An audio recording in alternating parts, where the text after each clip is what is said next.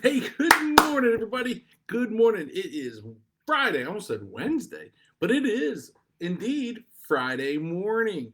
Um, and so because last night was the NFL draft, I'm going to give it to you like we used to do it in Brent Musburger style. You are looking live at the Kima Real Estate Group headquarters here in Wake Forest, and welcome to Coffee Talk with Kima.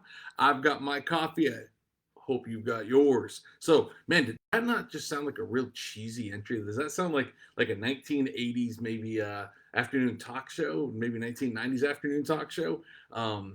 Maybe a little bit more about that in a minute. Anyhow, listen, I am glad you are here this morning. We've got so much to talk about. Um, today's a great day. It is rainy. We need the rain. I know we've had a lot of rain. We've had the most wet April we've had on record here in North Carolina. But man, rain does the body good and it does the soil good, right? Water's a good thing. So very, very thrilled. Anyway, glad to be here this morning. Reminder for all of you, if you didn't see me yesterday on one of my other channels, Peanut Butter and Jelly Drive ends this weekend. If you have peanut butter and jelly and you want to feed the kids in need and you want to help us do that, we're refilling the food pantry the month of April. We do it every year. We would love, love, love for you to come by today. Drop off if we're not here because we're going to go to the fish fry today. If we're not here, please bring us and leave for us any peanut butter and jelly you want us to get to the food pantry. We're happy to do that. We've got a lot. We need more. The need is great. Speaking of the fish fry, if you've never been to the Wake Forest fish fry, go. Main station, downtown Wake Forest, all day long until the fish runs out. It is the best fish fry I've ever been to. It is phenomenal. They've got it dialed in, and it's the first time we're doing it in person and since before COVID. Right? It's a place to see people. You get to eat inside the station. It's pretty cool. There'll be hundreds of people there. Really, really neat event. Hope to see you there today. We'll be there right around 11:45 this morning, maybe closer to noon, but right in that area. So would love, love, love to see you. Hey, good morning, Phil. How are you, buddy? I'm glad. Hopefully you've got your coffee, Phil. I need to get into mine a little bit here. Find a little bit of energy. So let's talk about the obvious elephant in the room. Last night's NFL draft. My Raiders won. We're going to win the Super Bowl. Guys, how about it? For the first time in a long time, my Raiders came out of the draft making a pick that made sense. What? That's not the way we do things. Super thrilled guy. I give him an A plus plus. The pick was phenomenal. But who can be less happy than the NFC East teams? If you're an Eagles fan, or excuse me, a Giants fan, a Cowboys fan, if you're a fan of the Commanders, guys, the Eagles just did it again. For the next 5 to 10 years, that defensive line is going to be something. Wow, did they win? Howie Roseman is playing chess. All the other GMs are playing checkers right now. There's just no question about it. And I hate the Eagles. I hate them. Hate their fan. Hate everything about it. Do not like the Eagles. I will tell you, I am glad my Raiders beat the Eagles in a Super Bowl. I get to wear that feather in my cap whenever I get around my Eagles friends. Anyhow, big night last night. Chad, what's up, buddy? That's awesome. No, dude, we want Mike Gordon. I'm telling you, we want Mike Gordon or Danny Gilmore.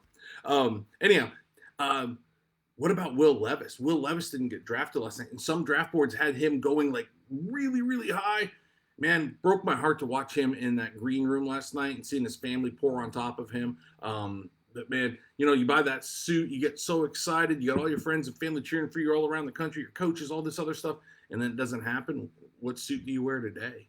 I feel so bad for the guy. Anyhow, enough about the NFL draft. I do want to stay talking about the NFL.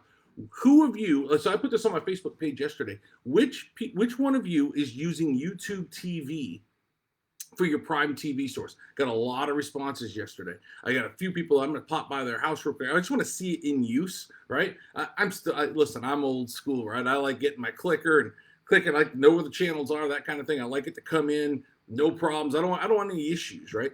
I say that, and I've been on satellite, right? I've been on DirecTV now for 20 years, and here's the reason why. When DirecTV first got the NFL Sunday ticket, I was like, I'm not paying those prices. Jennifer and I were just getting started in life.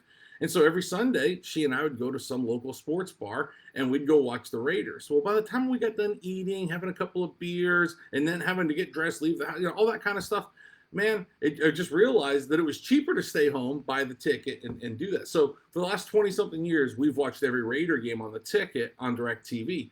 But when storms come through, right, you lose satellite, you lose television. I always hated that. Now we have the opportunity to make a change. We're obviously going to go to YouTube TV at some point here because it's the way to get the NFL Sunday ticket. And yet again, I'm going to watch my Raiders, right? See a theme here? Anyhow, if you have YouTube TV, raise your hand, shoot me a DM, let me know.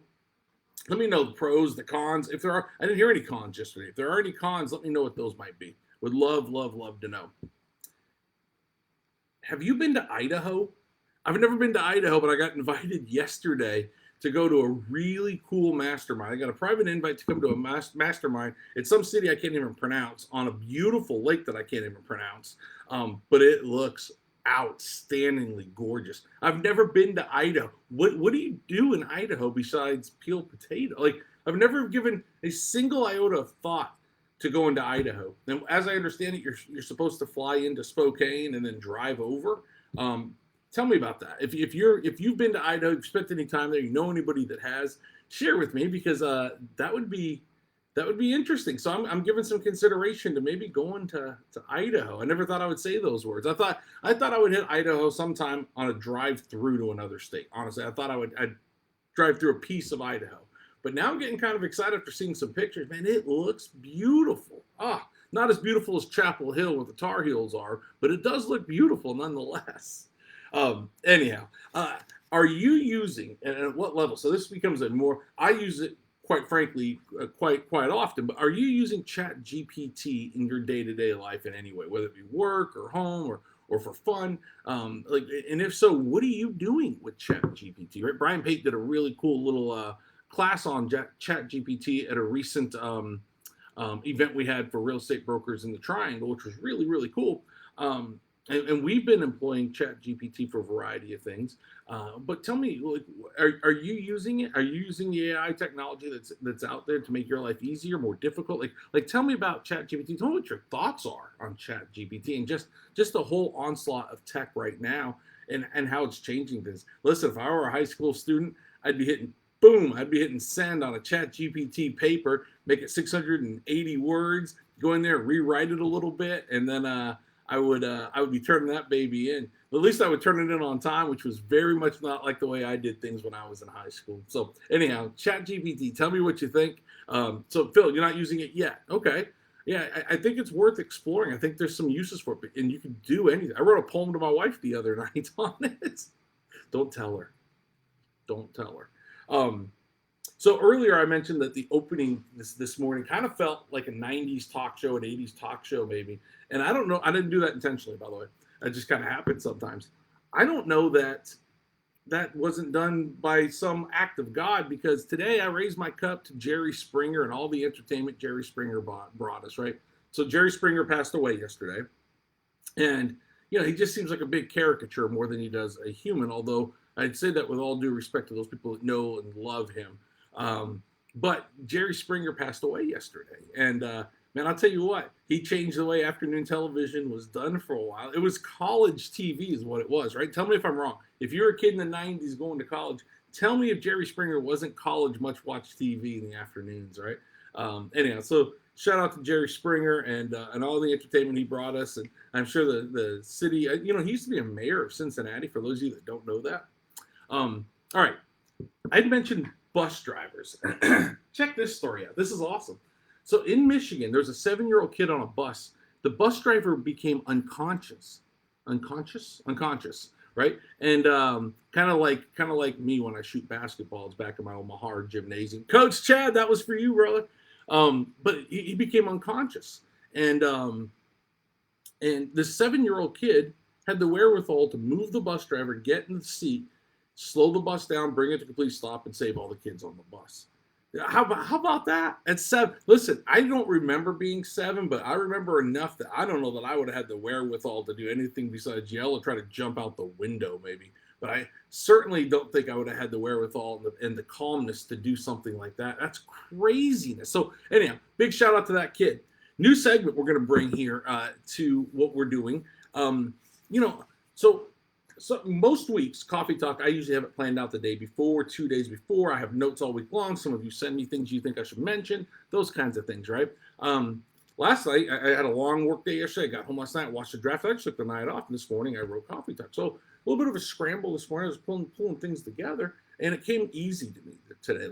This is a fun day, right? This is a fun coffee talk for me. And it dawned on me, like I said, well, what's going on in the world? I don't watch the news, so I just hit, news. And I tell you what, don't do that. Don't Google the news, because what you're going to find is all sorts of politics, and I love politics, but all sorts of politics and negativity and this. Don't do it. Don't Google the word news and read it. Google the words good news and read that. And that's what I did. So I got a couple of things to share with you this morning. So good news, going back to Idaho, right? So there was a great drone footage of 2,600 sheep crossing the road in Idaho. It doesn't sound like much, but if you can envision what a swarm of 2,600 sheep crossing a major road in Idaho looks like, it's awesome. It actually brought a smile to my face. What were they doing?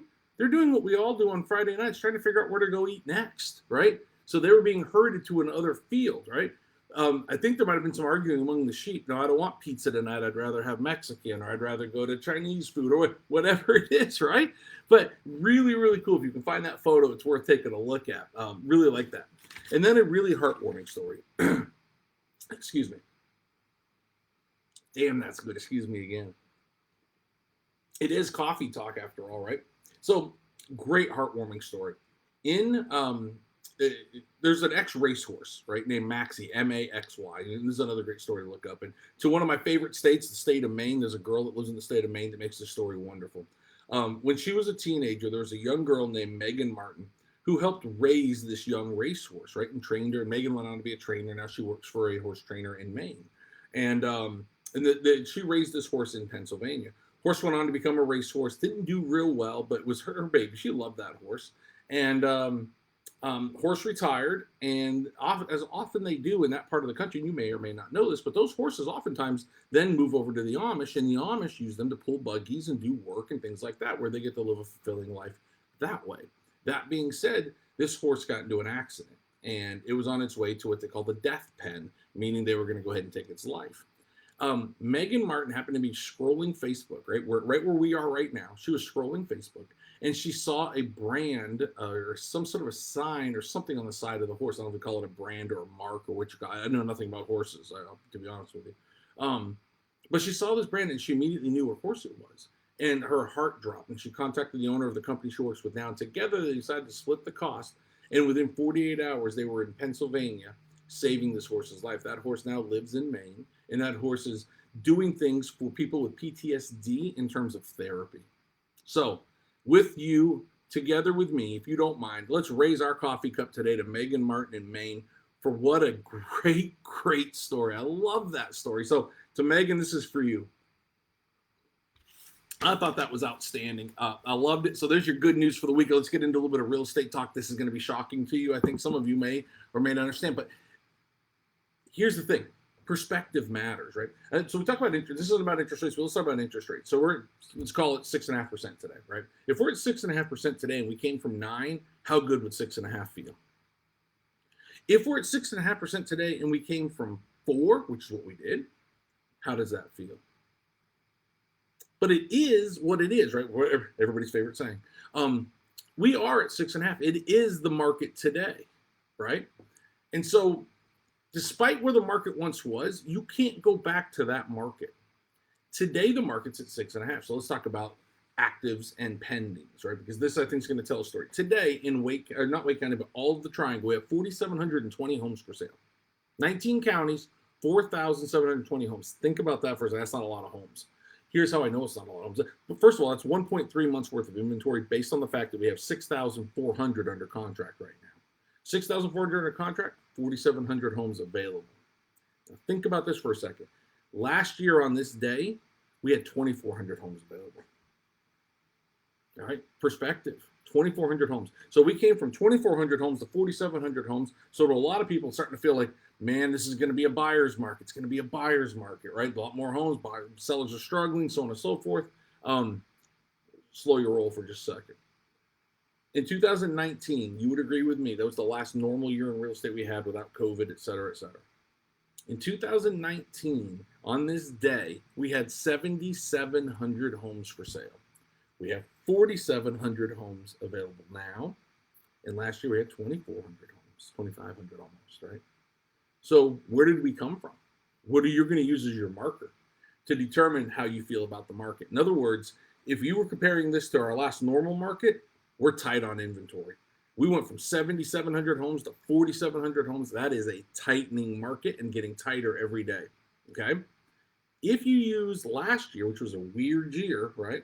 Really odd year, which I don't think you should use it as a basis. But if you did, you'd be thinking, wow, the inventory is almost doubled. We're heading in the direction for buyers. I'm here to tell you we're not. Here's why. In 2019, we had 2.3 months of inventory on this day. 2.3. That is still a seller's market. And you would remember correctly, if you remember correctly, rather, at that time, we were all like, wow, this is a white hot seller's market, right? That we were white hot seller's market. Guys, that was 2.3 months of inventory. Today, we're at 1.3 months of inventory. So it doesn't necessarily, your perspective matters based on where you came from, but today's market is today's market. It is a tight inventory market. If you are looking to navigate this market, if you've got a need to buy, sell, or invest in real estate, and you want to talk this thing through, contact your favorite local real estate broker, but make sure it's somebody that's doing some volume that works at knowing the market every single day. And if you don't have one of those guys in your market, let's say you're not here in, because if you're here in Raleigh, call us, right? That's what we're here for. But if you are outside this market and you need a resource for that, guys, we've got a network around the country. We will help find the right person for you to talk to. Quite frankly, it's the most important thing you can do is align yourself with a broker that reads these markets the way we read them, right? It is a tightening market, but it's a good market to get into, and here's why. All projections and predictions are that the interest rates are going to come back down. And when they do, prices are going to go back up. To get into today's prices and be able to refi into tomorrow's rates is the way you beat the game today. So I hope that helps you. I know we talk about this every single week. I think it's really important because I don't know if you're watching every single week. So I think it's really important for you to know that. Hey, Logan, how are you? I loved your post yesterday, Logan. Made me laugh, made me smile. Chris, hey, good morning to you, brother. By the way, yeah, if you need somebody, Chris Collins, great broker, Triad area. That's your guy out in the Triad. Listen, I hope you guys had a great coffee talk. Again, shout out to Megan Mitchell. What a great story. If you didn't hear it, scroll back on this feed today. Watch the Megan Mitchell story in the middle of this conversation. I will see you in a week. Peanut butter and jelly. We're done collecting at the end of the weekend to refill the food pantry. Please bring us some peanut butter and jelly. Love y'all. If nobody's told you yet today that you matter to me.